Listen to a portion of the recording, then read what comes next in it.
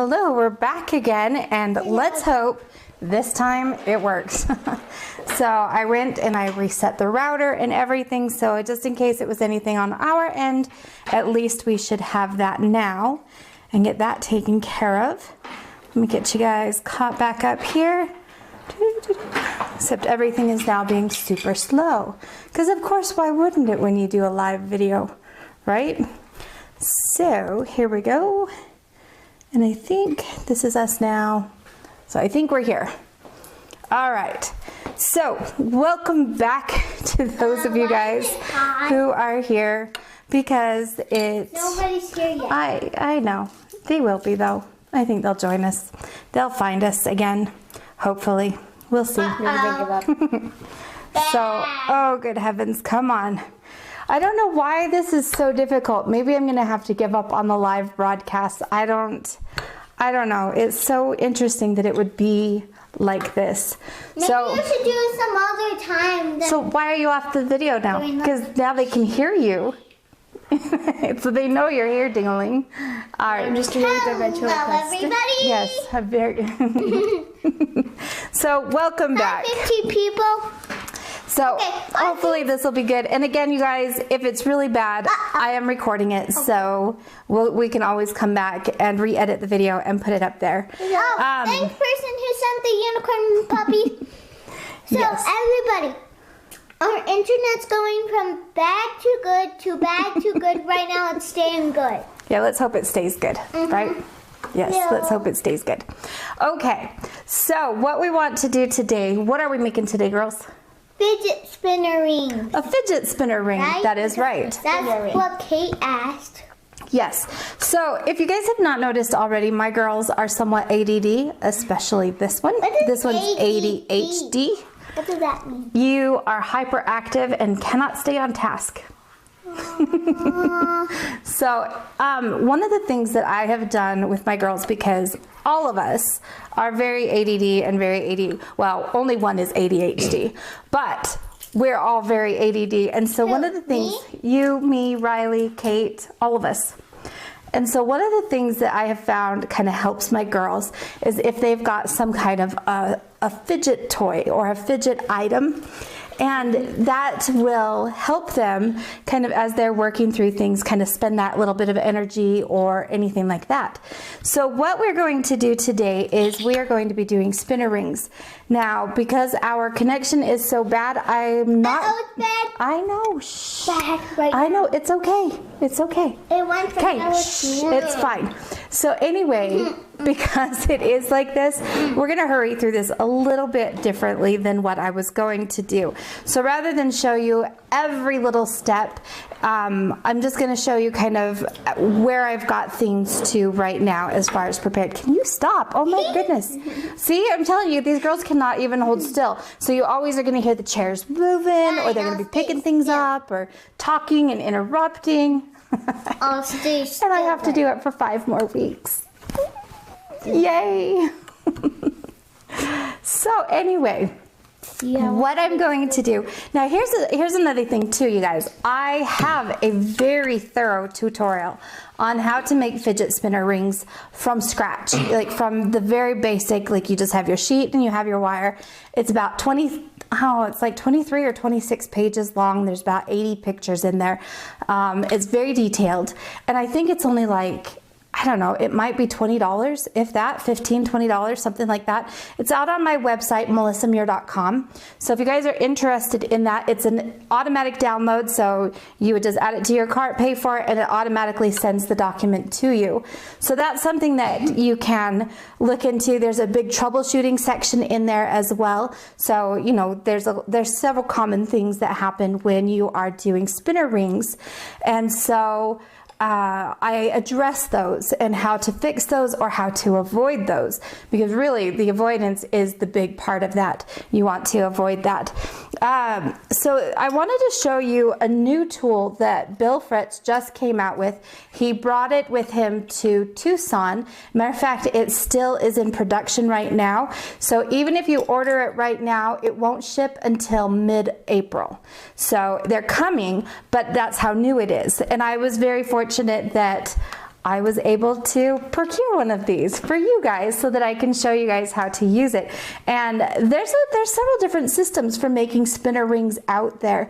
Now I also have, there's at least one other video out here on YouTube that shows how to make a spinner ring. And I also have, as part of the projects of Alan Revere's, and I don't recall which project it is. It's like 12 or 13 or something like that. I don't even remember which ring it is, but it's the donut ring, and the concept there is the same as well. So there's a number of tools out there that you can use, and I can make any of them work, you know, as long as you figure out how to move the metal if it doesn't move properly. Because a lot of times what'll happen is, especially if you're using, let's say, a dapping punch, because that is the most common way. Matter of fact, that is how I show in my tutorial. In the description of the video, I will include all the links to the different tools that I'm using, whether it's the frets tools. What? I like your ears. Oh, thank you. She was just looking at me really odd. And they sent my unicorn and puppies. That's good. We like unicorns and puppies. Earrings. Thank you. I appreciate that. Pretty. Daddy bought them for me. Oh, that's right. In Venice. I remember. All right. So anyway, so people will typically use a dapping punch and a dapping set to create these spinner rings. So I'll show you a little bit of that, but I also want to show you kind of how we get to a certain phase. So first thing I need to do is I need to determine how wide my band is going to be. And in this case, it is 10 millimeters wide. So this one is really, really small because it's going to be for that one right there. So she's got little tiny fingers. So this one's only going to end up being a size 4 for her index finger.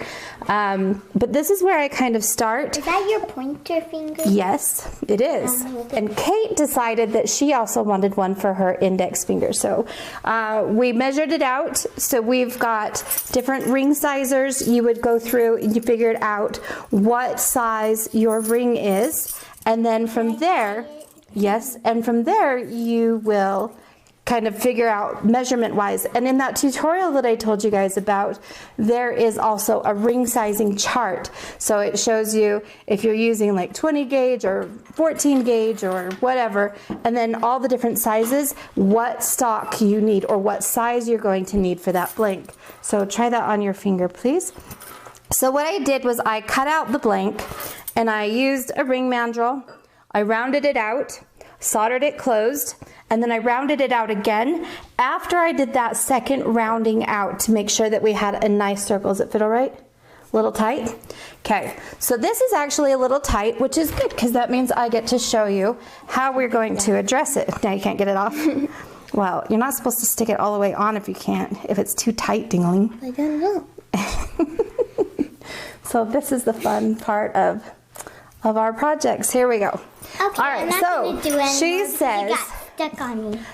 oh yeah? You're Okay. getting stuck everywhere. So anyway, she says that this is a little bit tight, which is actually not too big of an issue right now because as we do that anti-clastic forming, it is going to open up those sides a little bit.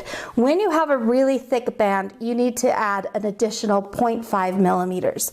And that is going to allow you, because right now with a really thick band, you've got so much material on your finger covered that it kind of spreads out. So you have a higher contact point with a thicker band than you do a thinner band. So what we're going to do is I'm actually going to stretch this a little bit. Now we can do this by adding a texture. Kate, do you want a texture on it? If you do, I need one of the other hammers. So actually, tell you what. So I'm going to go grab another hammer. So hold tight and I'll let the girls entertain you. What do you mean, like Big on or too small on purpose? I did not. I made it the size you told me to. 7.5? No, you told me an 8.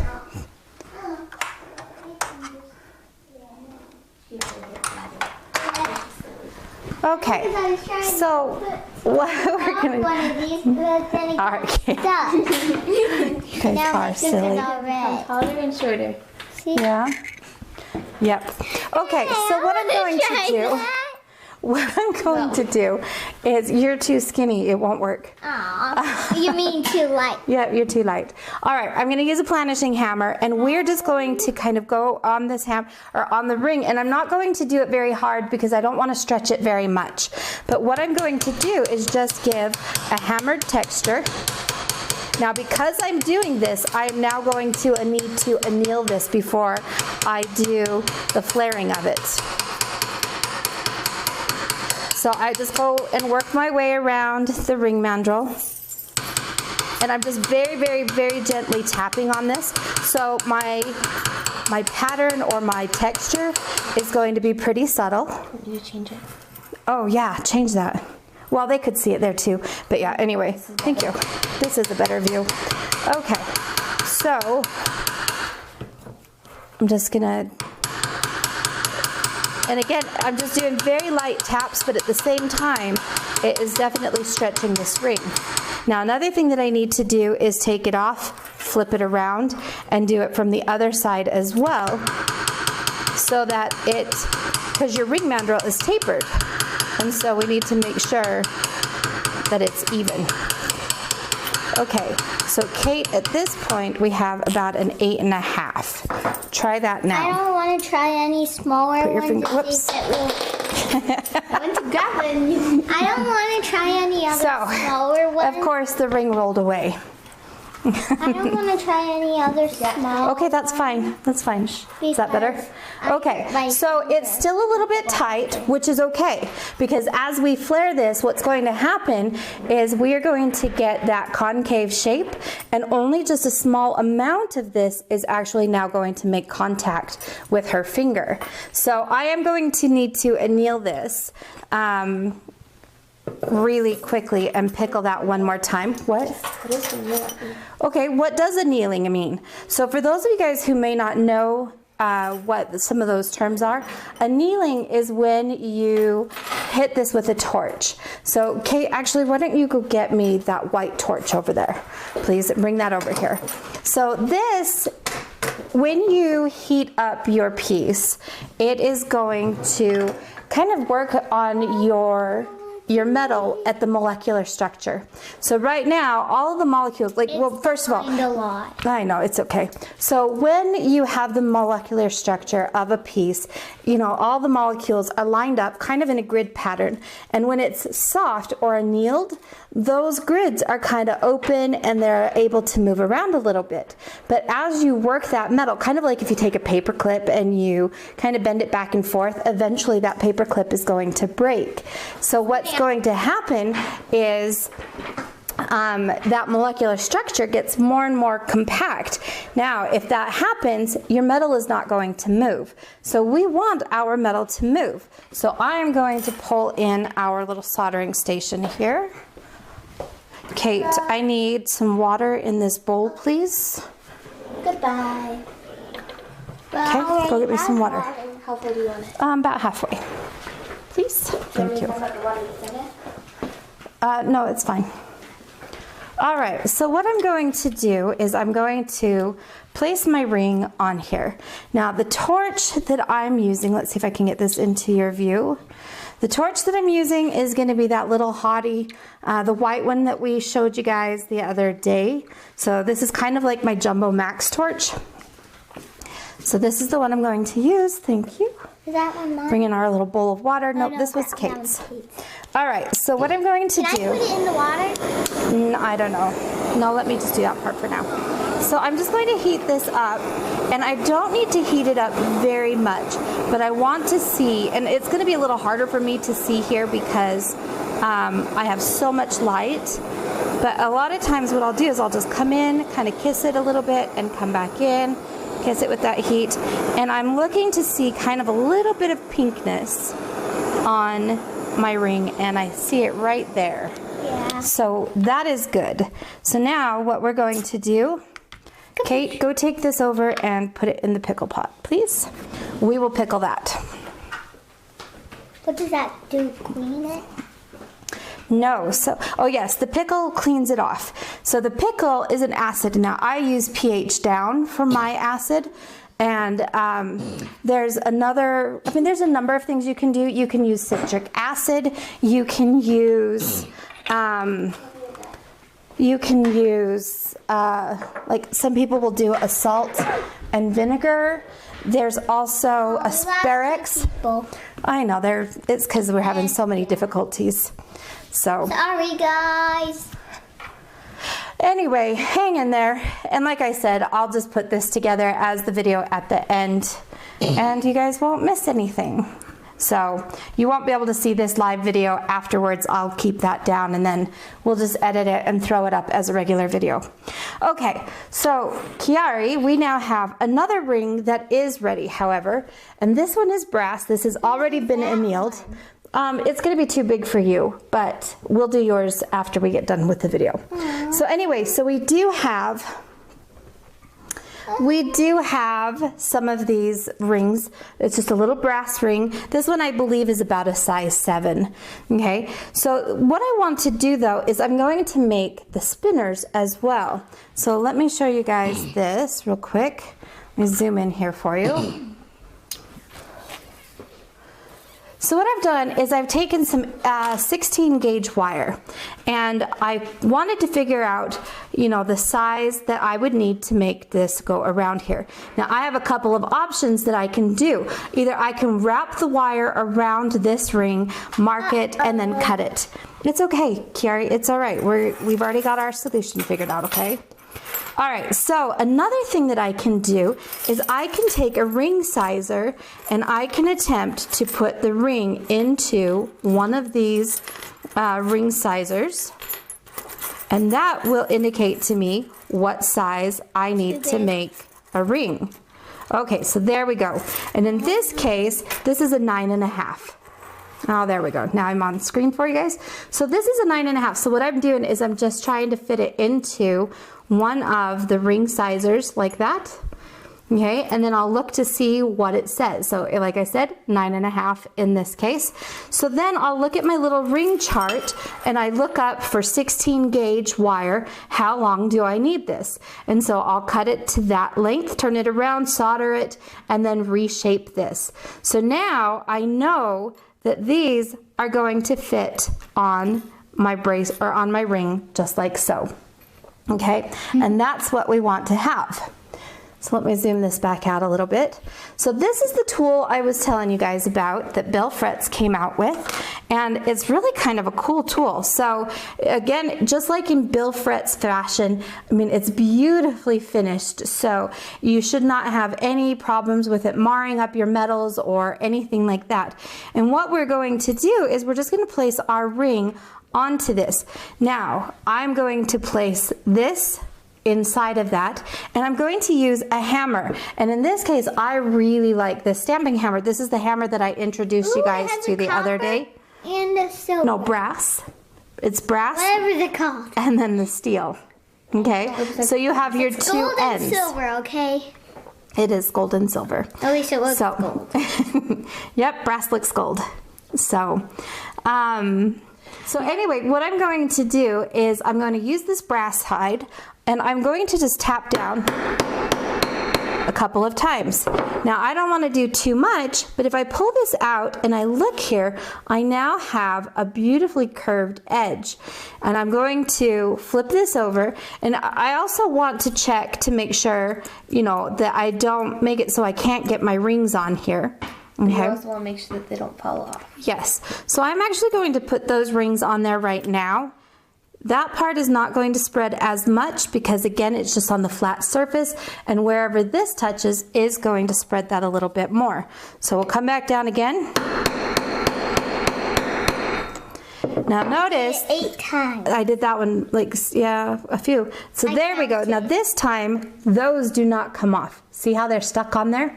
And that's kind of what we want to see. So I'm going to flip this back over again. Otherwise you're going to be stuck with just a normal ring. Yeah. So I never want to do one side completely. You always want to flip this. So now I'm going to spread this side again. 10. That was 9. That was 5. Okay. And now if I wanted to, I could leave this where it's pretty subtle. But if I look at this right now, if I hold this up like this, I can see that this side right here is flared up just a little bit more. Kiari, do you want to try hitting this one for us? Yay! Okay. Okay. Let me put my blanket. I'll just put my blanket All right, come here. right there. Okay, so you want to hold this and you're going to hammer down on that one, okay? Hold the hammer back here. Back here? There you go. How many times? Do it 4 times. Whoa, okay, only 2 on that kind of a hit. That was a really hard hit. I didn't know. No, that's okay. It was all right. All right, so looking at this, we're actually pretty good now. So good job. Curved on both sides. Yeah, it is curved on both sides. I didn't mean to hit it too hard. That's okay. That was actually the perfect amount. What, Kate? So this is what you end up with when you work with something like that. Now, if you wanted to have your band textured, I would texture your band first while it's flat and then cut your size, because as you're texturing your metal, it's going to stretch a little bit. So when you have something like that, oh, well, actually, let's back up a bit. What happens if the rings that I make here are too small? What would you do then? What if they didn't fit on my ring? Then what would we do? Remake it on You don't actually have to remake it. So remember, wait. I didn't have to remake Kate's ring. What did I have to do? Put it in the piccolo? I had to stretch it. I don't think it'd be very Oh, good. yeah, I forgot. I don't think it'd do you very well if you put it in my instrument. No. In your All right. what? You said So- piccolo. No, she said the pickle. Oh, I heard. All right, so let's say that one of these rings was too No, I small. said piccolo. yeah. All right. On Very well accident. to put it in an instrument. Okay, let's say That's that. an accident because I don't know what it's called. I'm not going to survive. I'm not. All right, so when we have this, if I wanted to texture this, I would probably take like my sharp texturing hammer, or you could even do it with like your planishing hammer still. But as long as you've got that steel hammer on your steel ring mandrel, you could come in here and again, just like we did the other ring, you could stretch this out. All right, so that's one of the things that I like to do. But don't push it down too far or else it'll break. Okay, it can, but what happens if we Well, make it's the metal. okay? But what happens if we make this ring too big?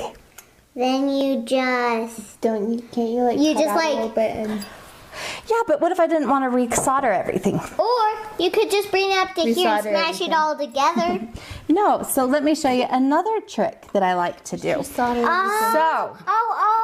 Oh, what? You take it and you just squish it together. No, you can't just squish it together. That doesn't make it smaller.